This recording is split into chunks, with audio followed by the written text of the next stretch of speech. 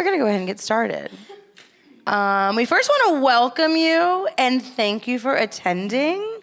I know sometimes after lunch you get a little sleepy, but don't worry. We're going to keep you awake. I promise. And also, I want to say, my microphone's going in and out.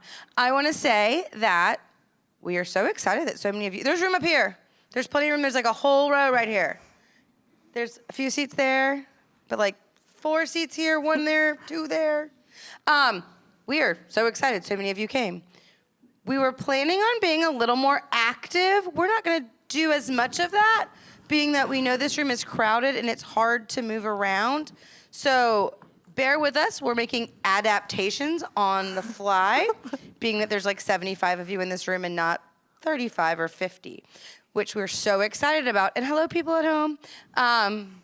So just know that we're adapting, and we're still going to make sure you get out of your seat and stay awake after lunch. We promise. Talk about the norms. So also, you want to talk about the norms? Okay, I have the mic. Your mic. I'm ready. All right, so we have 3 discussion norms for us this afternoon to keep us all actively engaged and hold some accountability. The first one is to experience before label. And we're going to challenge you to engage in conversation because we really want you to be an active participant and take away from this session and be able to share all of the awesome STEM things that you're doing in your schools. The second one is to acknowledge every effort because your voice is important. No matter what school you're coming from, you have value that we want to learn from. And the third one is to celebrate learning. If it's worth learning, it is worth celebrating. And so we want to celebrate all of the STEM efforts that are happening across the state of Tennessee and beyond. We want to start with celebrating you for being here. Everyone give a whoop whoop.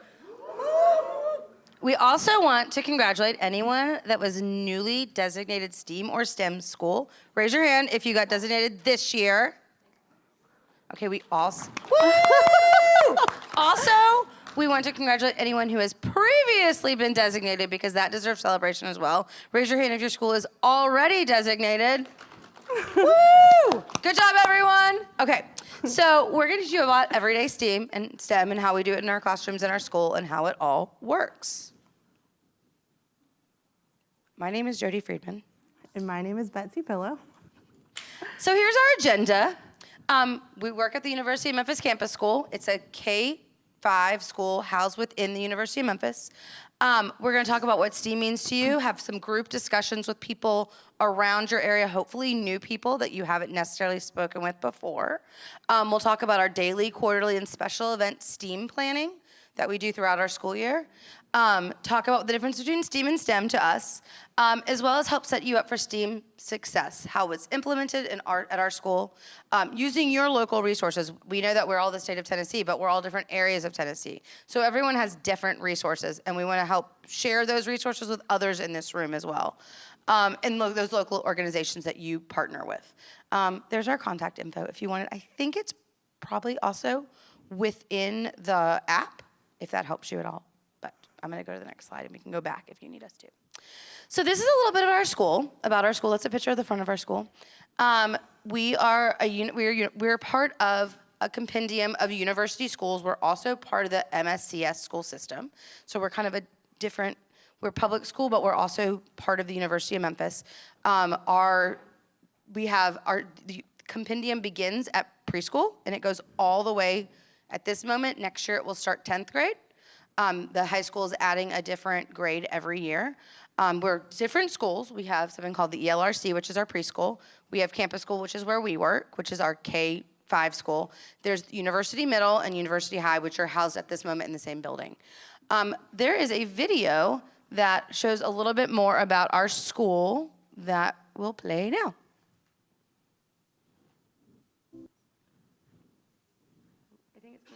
That's the end. The end. That's not our video. Oh, no, that's not our school. No, not our school. I don't know what that is. That's a Charles.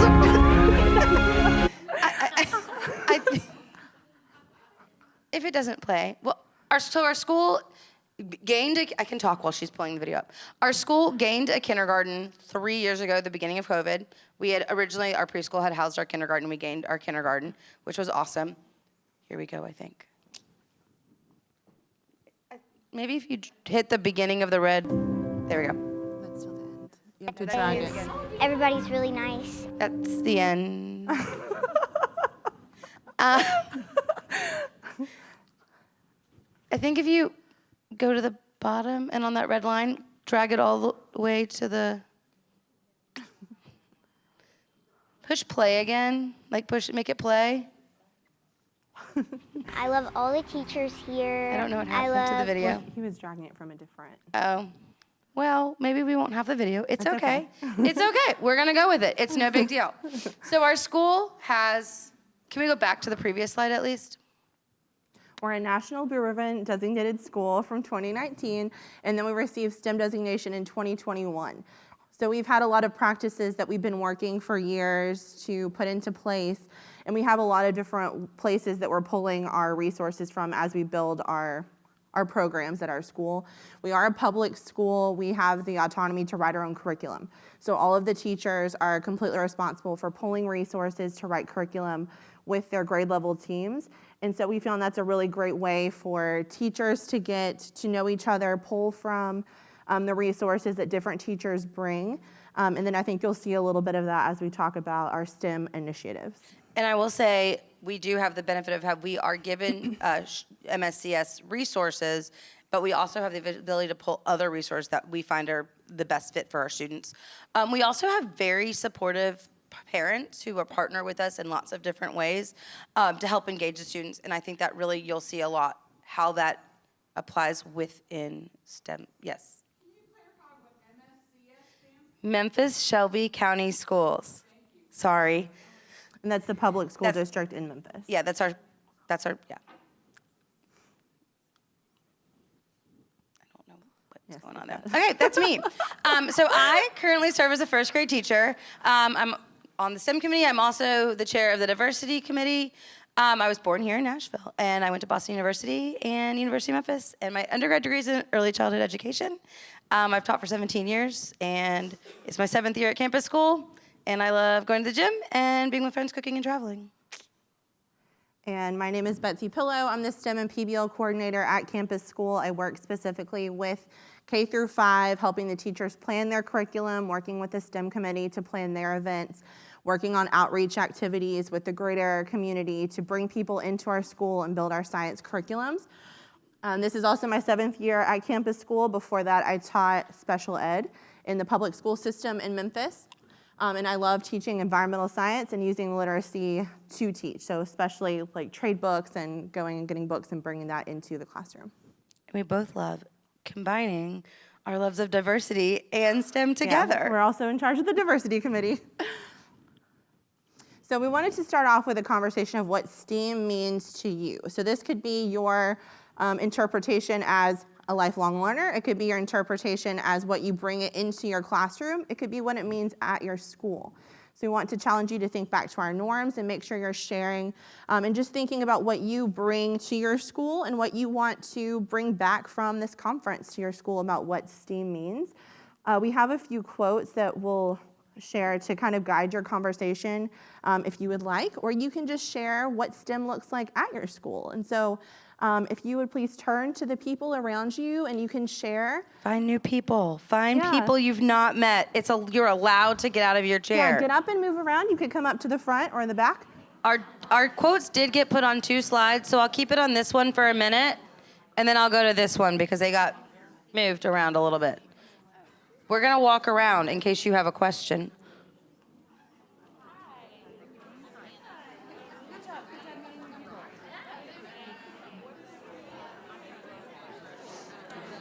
I'll take, which half do you want? What? I'll take this half, you take that half? Okay. I think I'm still mic'd.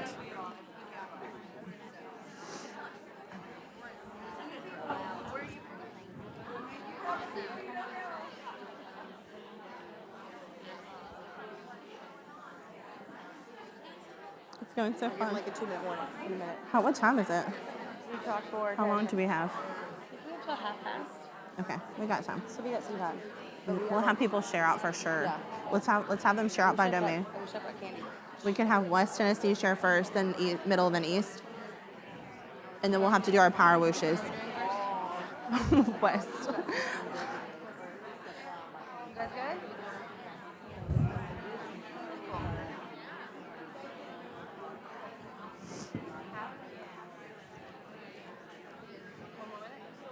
Yeah, one more minute. Chat for one more minute, and then we're gonna call on people. I have. So power whoosh. So to celebrate, we'll do power whoosh. If I'm in my coach just walk around my classroom with the giant microphone. You work really well with it. I have one. You should use it. Match my. I'm sure Brother would match now. Okay, like please no more emails from school. So what are after you get the person, I'll say we're gonna celebrate it. Do power you're in whoosh. charge of celebrating. Power whoosh just like this. And then for Okay, start wrapping up here and get ready to share. Oh. Yeah, I'm. Beautiful. excellent. Thank you so much. So to celebrate that person, let's do a round of applause. I don't know who that is. Let's just say we have a comment. Okay, we're gonna start with our comment online. And then I want you to remember, so I teach first grade, and we learn about the 3 grand divisions of Tennessee. And so we're gonna call on you by the 3 grand divisions. We're gonna let West Tennessee speak first, because West is the best, sorry. And then we're gonna let Middle Tennessee and then East, though I do love my Vols. So the first person, I wanna applaud the first person in the chat who said, lots of hands-on, cross-curricular learning and done in collaboration. Okay, so to celebrate learning, let's give them a round of applause for sharing over Thank the you for chat. sharing online. Okay, if you are from West is the Best, Tennessee, and you'd like to share, raise your hand. Come on, West, you gotta show you're the best. Someone from West Tennessee. Okay, we're gonna come back to you then. Maybe West isn't the best. Okay, Middle Tennessee, where I'm actually from. Thank you. Just what does STEM look like to you, or what does it mean to you? To me, I feel like it's integrating the things that happen all around us all the time, and it's just pinpointing those topics and those methods of teaching STEM and STEAM into your already present curriculum. Okay, so to celebrate that, we're gonna give her a power whoosh. So it looks like this. We go 1, 2, 3, whoosh. So ready? 1, 2, 3, whoosh. Okay. Anyone else from Middle Tennessee? I kind of stole this from someone, but they said it earlier. It was students and teachers engaging and activating minds for each one. I thought that was really Oh, great. that was good. Great acronym. You have to do your Nashville. Oh. I did say we could do, if we call it Nashville or Tennessee, we could do a Tennessee or a Nashville excitement. Are you ready? Yeehaw! Ready? Yeehaw! Okay. Anyone else in Middle Tennessee? Okay, we're gonna go to East. Come on, people, I know you wanna share. What did you talk to your neighbor about? Thank you. I'm gonna go drive you guys crazy if your students didn't answer questions. In our school, we say that STEAM is not a product, it's a culture. Love it. I love that. So how should we celebrate? Go Vols. Go Vols. All right, ready? 1, 2, 3. Go Vols!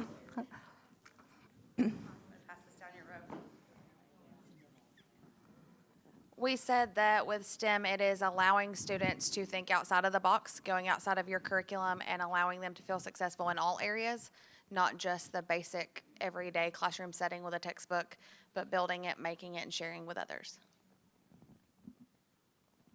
Should we raise the roof? Yeah, let's raise it. Ready? Whoop, whoop, whoop, whoop. Okay, I think I put the clicker down. Anyone else want to share? Anyone from who's randomly not from Tennessee? Were there any more online shares? Okay, we're gonna keep going then. Before you do that, when we're thinking about the resources of what STEM means to you, think back to the session right before this where you met with your STEM hubs. Those are such a great resource for you to bring STEM into your school. Even if you are the only person at your school that does STEM, you could bring in things from your STEM hub that will help you convince the people around you that it is so cool. And so I for real, tap into that.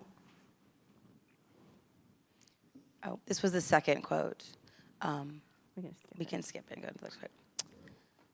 So this is all about our STEM planning, and we kind of divided it into 3 different groups for how we do our planning in our STEM committee. We do daily planning, like how we're gonna use STEM daily, quarterly planning, as well as special event planning. I teach first grade, so I know mostly about K2. So with the gift of being able to create our own curriculums. We have curriculum planning days each quarter to plan the next quarter or edit from the previous year. We don't start from scratch every year.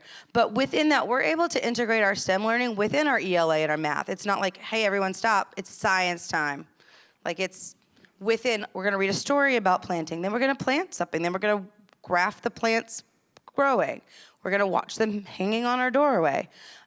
So in K2, we have that, we only teach all of our kids, they don't switch classes at that point, and so they get to stay in our classrooms and we get to do all of them integrated in K2. And then in 3 through 5, it looks a little different because it's departmentalized. So there is a full classroom teacher for science for 3 through 5, so the kids get 90 minutes of instruction of science daily. And so we're so thankful for that. And then the kids also have a math block and then an ELA/social studies block. And so in 3 through 5, the STEM piece kind of comes into all of it. For example, as the PBL coordinator, I'll go into the math classroom. Like right now, the 4th grade group is doing a unit on the science of cooking. And so in science class, we did a food audit with a local green initiative group. So then we collected that data. Then in math, we went and did a unit on the sugar amount in different beverages. And so we are measuring in math. And so there's just a way for it to fit into everything, and it fits with those standards, even though it's all the same theme. And that takes me going in and planning with those teachers. And I'm planning separately. I'm planning with the science teacher. I'm also planning with the math teacher. And then I already know what the ELA standards are, so I can kind of pull those in to use them to teach those skills. And something else that's really interesting is like K2 right now, most of them have been pulled, but on our booths, we just did a PBL on creating objects to view the sky following the 1st grade standard. We did math, we did science, we did art with it. We did, and they're on the booths and all the writing and all the project that they made are on our booths, our bulletin boards outside of our doors, so other kids can walk by and see it. I got a text today from someone at our school that my kids went to the 5th grade PBL to go look. They had created buildings about Memphis, and my kids got to go and walk through their work and see what their PBL. So we get to experience each other's PBLs even when they're in different grades.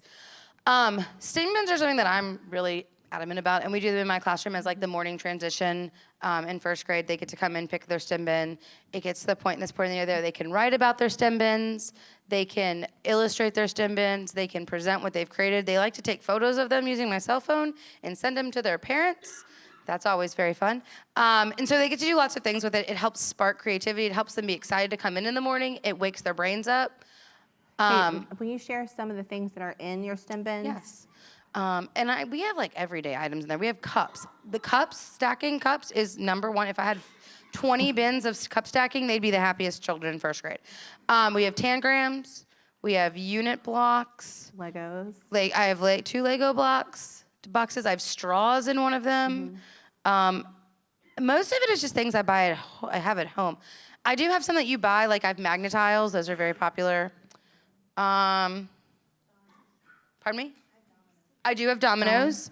I have Lincoln Logs. They've been there for so many years. I'm like, what else is that? They take them out every morning. Like snap gears that they can snap together and make gears with them. But a lot of them are open-ended. It's not like you make this with this. You can make anything. I have these 3D shapes. They can just build with them. But that's the key to me, for them to be open-ended, not like this is the right way to do it. There's no right or wrong way to do any of our STEM bins. And then when it comes to technology, we are a one-to-one school. And so that is something across our compendium of schools. In kindergarten, they have iPads. Then 1st through 5th, they have Chromebooks.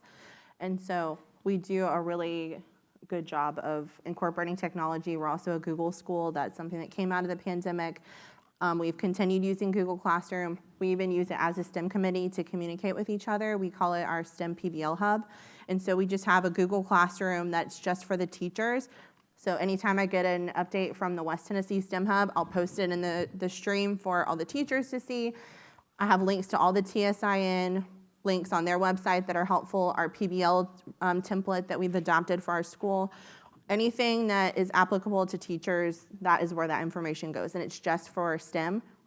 And so that's really helpful for us as a team. There's also a link for us to share our curriculum.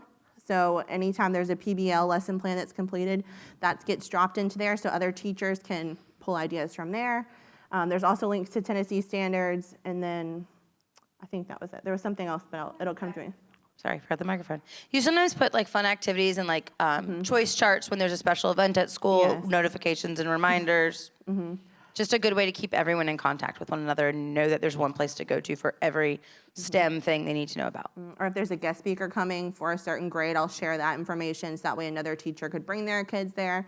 So it's been a really great tool for us, and also to keep track of different things that we've shared. So that's been something that's really helpful for technology for teachers that's also used for students.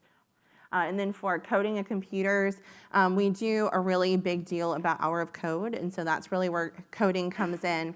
This year we partnered with art, media, and then our technology specialist for our compendium of schools, and it just turned out to be a really awesome way for community to come in and help with that. And then we borrowed things from the West Tennessee STEM Hub.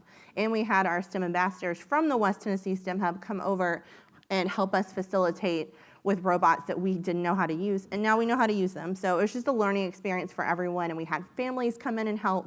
It was just a great community building way to use coding and computers to build community within our students, the outer community in Memphis, and then also like among our teachers because they learned about it as well. And then support is like our PE, music, art, and media. And within all of our PBLs, there's at least one support added into it. So there's one standard that we incorporate, but sometimes it goes outside of that as well. Quarterly, each quarter, so as I said before, we each do at least one PBL a quarter. Some do more than one, but we do at least one. And we use the skills that we focus on during that quarter to help facilitate in math and science and social studies and ELA to help facilitate that PBL. So for example, the one first grade did last, the first one we did, which was we created toys. We were learning about engineering standards, and the kids used recycled materials, and we talked about how like would you take things to the landfill, they just sit there. So we brought in recycled materials, and they got to create a toy. And then we sent them to a local toy store called 901 Toys. And they actually sent us a video of a tour of their school. The kids wrote about how they created the toys. They had measured the toys. They had to engineer it so that it would work.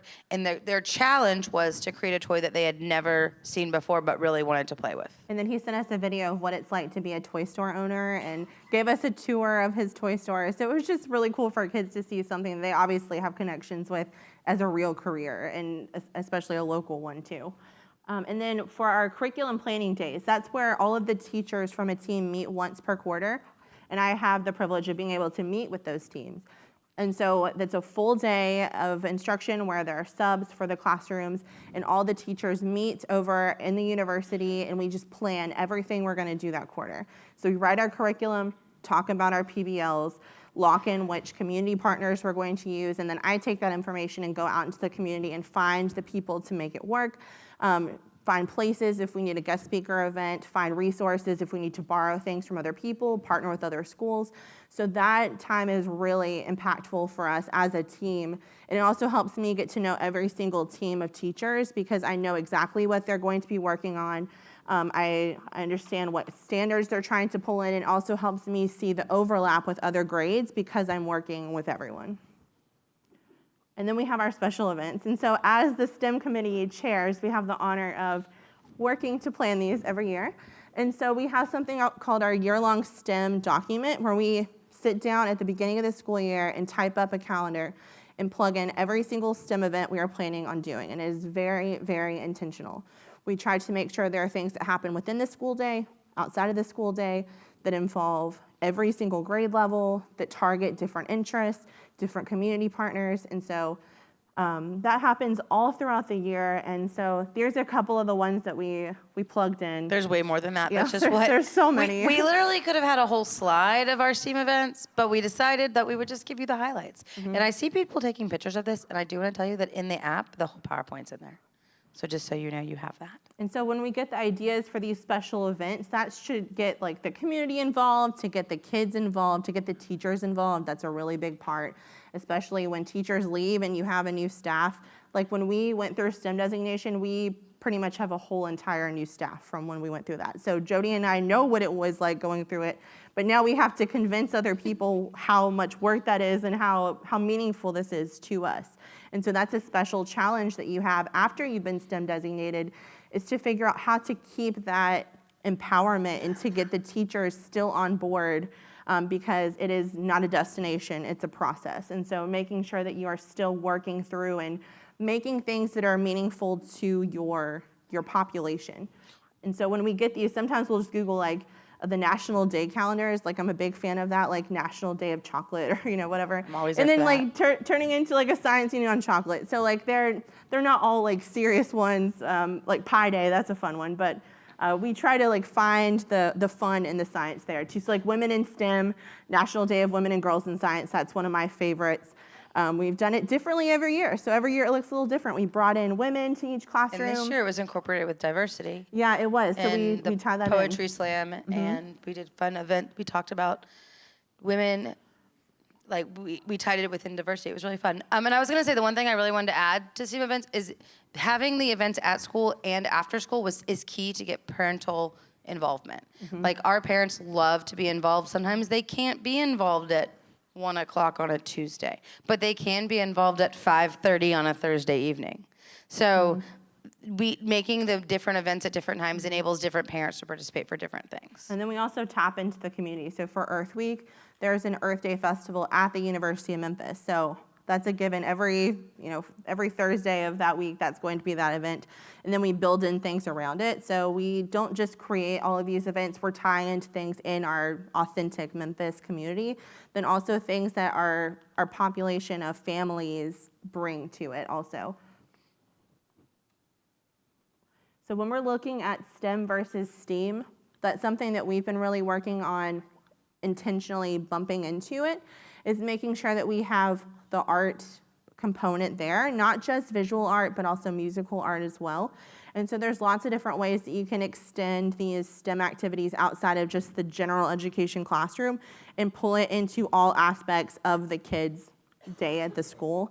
And so that's something I try to think of as like, if I was a child and I was going to all these different places, where did the lines connect? You want to make sure that like when they're in music class and they're talking about waves, that when you go to science class, it's the same vocabulary, that it's the same information that's being used. I've even taken my anchor charts about physical science and put them in the PE room and like made copies of it. And because it's the same concept, it's force. And so I've worked with the PE teacher to kind of mesh those things together, but especially between 4th grade science and PE. There's so many connections. And so we work really well by taking our anchor charts and share those, use vocabulary, making sure that language is continuous no matter where the kid is. And we also found that like when looking at the A, we were already really doing it. It was just something that we had like light bulb, ding, it's done. Like it was being done authentically. It was just to point out, oh, look, we're doing this. So there's different ways to set up for STEAM success. The big thing, at least in K1, 2, and even also in 3, 4, 5, is keep things hands-on. Talking at the kids, which is what I feel like we're doing to you right now, and I apologize. Talking at them and not giving them hands-on experiences, we're really big on being their experiences, which in layman's terms are field trips. Or bringing someone to your school too. Either way, yes, or bringing an expert or someone within that field to your school. And so that enables them to see that it is a real world example. It enables them to relate to it, may realize it's real life. And it gives them it gives them the idea that these are problems to help make learning, and that it's gonna help them in real life. I'm not just teaching you about waves to teach you about waves. I'm not teaching you about objects in the sky just because that's a Tennessee standard. I'm teaching you because when you get older, you're gonna need to know this, this, this, and this. And so it helps bring it to life when you take them or bring someone. Like we were learning objects in the sky and we had a meteorologist come talk to us. And they were all like, oh, I'm gonna be a meteorologist when I get older. And they thought it was the coolest thing ever. And he actually brought like tools from the 1970s. And our kids thought it was, that's older than my mom. And like anything to engage them and like spark conversation. But then yesterday we were talking to someone about drones and we're like, that's objects in the sky. I want that too next year. So your learning never stops as a teacher too. There's always a way to make it like bigger and better and more authentic the next year too. You, as a teacher with STEM, you can't have an endpoint. You have to constantly be searching for, oh, I want to bring this person in. No or stagnation. Let's do this. Yeah, or like our offices are right across from each other, so I'll like run across to her and like say, oh my gosh, look at this idea, and then you just have to constantly be sharing and be excited about yourself and get your teams excited about it too, because if you're not passionate about it, the kids are definitely gonna know, and you have to make sure that you have to fake it till you make it. Make it exciting. You have to bring in the things that you want. We were joking that we literally have STEAM meetings every single morning. Yeah, we do. We talk about it every day. Integrate content areas. I know if you're given a box curriculum and you're said, do this, it can be harder than what we're able to do, but integrate literacy into your science or STEM curriculum. Integrate math concepts into it. I understand box curriculums can be scary, and I understand that. Also, work on asking and answering questions, because that helps them realize that this is the real world. Don't just say, we're gonna do this. Like, have them ask and guide the PBLs. Mm-hmm. And so looking at how to find resources, this is where we really want you to tap into the other people in this room. And so we kind of put together some general ideas, but then at the end we want to give you the opportunity to connect with people from your division, your 3 grand divisions of Tennessee, and then make those connections. Yeah, and just share if there's anyone that's like really great that you partnered with, or if you personally want to partner with another school. That's something that we really love to do, is to partner with another school in your district. And so we're going to give you the opportunity in just a moment to do that. But we want to share just a couple that have really been successful for us.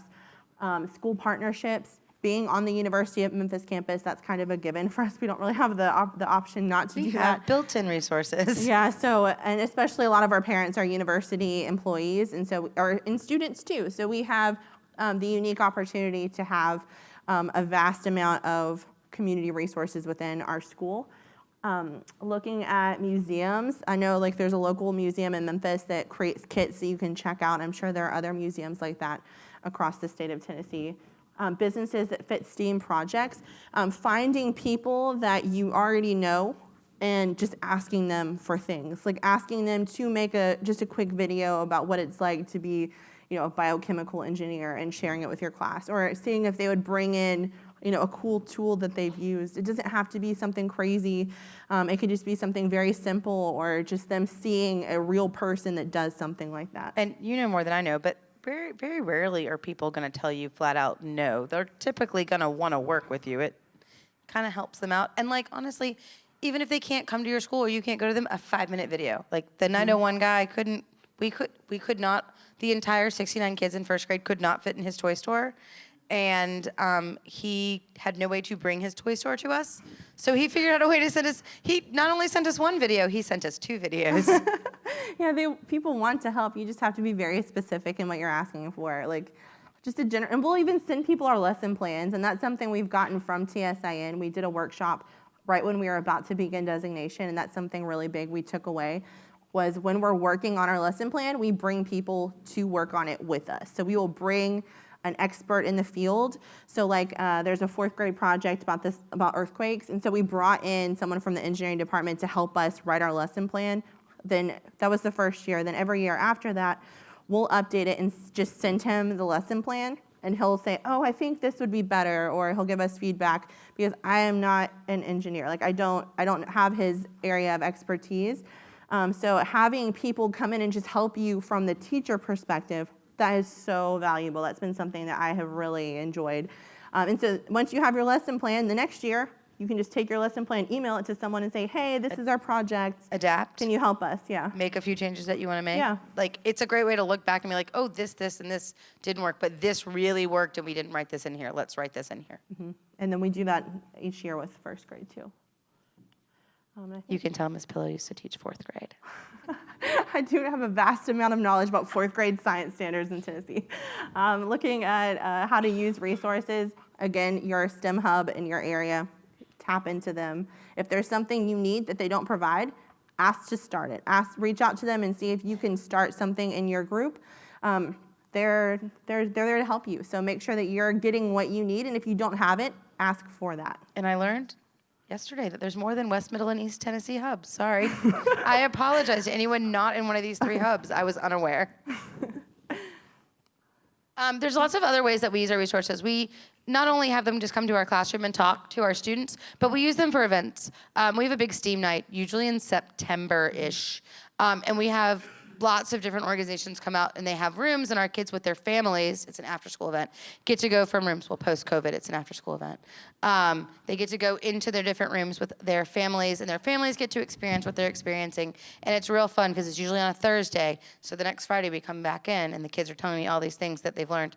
They forget that I was there as well. But they love telling me that they got to like learn how to put out fires with fire extinguishers. They got to set like, there's always robots there. There's always different things. Build things and have earthquakes. Special guests, we have that's a dentist that came to my class and investigated teeth. They can also kick off a PBL. So we have parents come in, being their experiences, and come and explain to us the field trips and the school events. Now let's all chat. I'm sure you love this. I think we're heading towards the end of our time anyway. And we were going to do a Post-it note thing, but with 100-ish people in here, we're not going to make you do Post-it notes right now. But what we do want to help facilitate in the case that you are interested is get people in areas near from their grand divisions, and then you can split off into your other, I don't know the other names of the other STEM hubs. But we were going to let West Tennessee meet up here, Middle Tennessee kind of in the middle, and East Tennessee kind of in the back, and maybe share some resources that you have with one another before you move. Does anyone have any questions for us? Or are there any questions online? Or on the computer? There's one, but it's on a different topic, so we'll come back to it. Okay, sounds great. Anyone have any questions before you get to go intermingle and share contacts with your people in your division? Okay. We want to thank you for coming. I hope you got a lot out of it. Our PowerPoint is on their app, so if that helps. Thank you. West, middle, east. What's our question?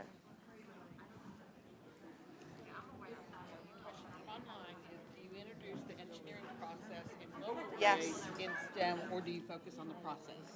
We do the STEM design process in first grade. I don't know, but I'm sure kindergarten does. Does kindergarten have an engineering center?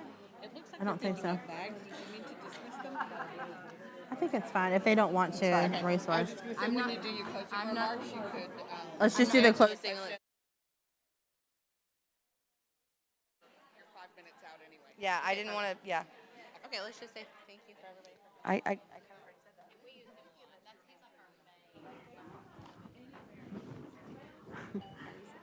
What was the question that she said? What was the online thing? Kindergarten and first grade do the engineering process. And then we talk about it. Yeah, just lines. I'll just go.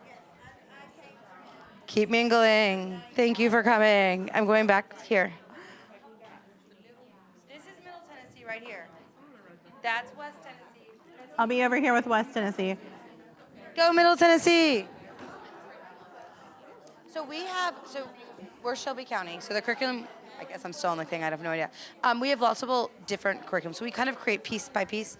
Our ELA, are you talking about science specifically, or just, so our ELA is Wonders. So no, we don't use Wonders with Fidelity.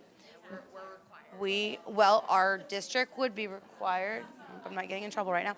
Our district would be required, I don't know, like, do I not say this on the, he's gone. I mean, they know our school doesn't do that. So you pick and choose the story. So like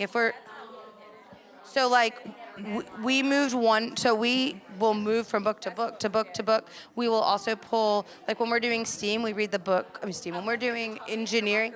I think I'm supposed to, because I don't know. When we're doing engineering, we'll read the book Whoosh, which is a trade book. It is not in there, and we'll use that as our story of the week. And